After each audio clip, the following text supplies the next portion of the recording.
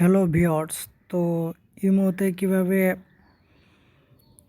আপনার কয়েকটা imo account এক অ্যাপের ভিতরে সেট করে এক ফোন দিয়ে কিভাবে ব্যবহার করবেন অন্য অন্য ইমো অ্যাকাউন্টগুলো। তো চলুন দেখে নেই।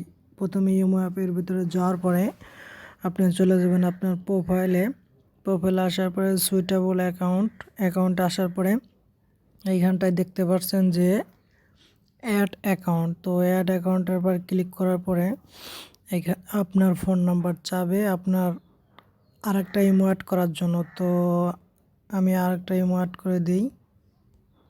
করলে এখানে ইমো অপশন আসবে, এখান থেকে আপনারা অন্য আরেকটা ইমো ব্যবহার করতে পারবেন।